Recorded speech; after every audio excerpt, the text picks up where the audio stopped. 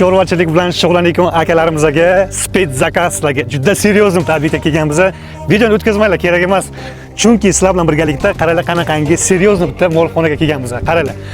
Sizlar uchun bu Sputnik qo'rg'oni ishoninglar tinchlik tarafda turibdi. 1 gektar yerga 120 metrga 13 metrlik tema. Endi buni ichiga kirsangizlar, ko'zlaringiz olib ketirasizlar. Necha ming tonna berga temir kirgan. 120 metr mana sizlarga. Nima dedingizlar? 13 metr eniga полностью blogishdan, ya'ni qancha chiroyligini moshni turbalardan yuqori qism pol yopilgan.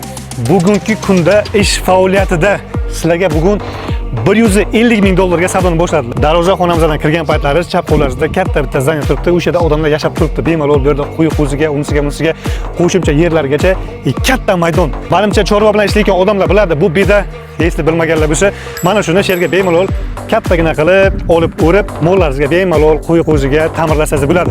Molxonamizda 3 ta darvoza qism bor. U tarafdan esa katta yo'l o'tgan, u tarafdan darvozaxona bor. Telefonda gaplashgan paytim obyektga aytdi, aka, siz bir kelib ko'ring dedi shu joyda. Keyin gaplashamiz dedi. Mana qaranglar qanaqa joy.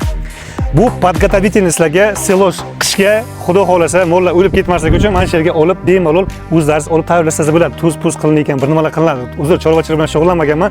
O'zini spets insonlariga menimcha ko'rganlar o'zi biladi nimaligini buni. Navoiy shahrida eng zo'r dodaxo'ja molxonalardan bittasi mana shu bo'ladi.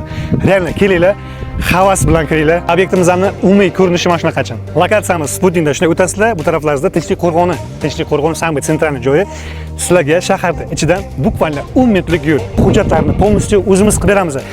Yetmagan joyingiz bo'lsa, agar uylaringiz bo'lsa, moshinalaringiz bo'lsa, barter masalasi ham o'ylab chiqiladi. Ana shunaqa. Xullas, kimga ma'qul kelsa kelinglar, chiroyli baraka qilinglar. Halol insonga baraka bo'lsin.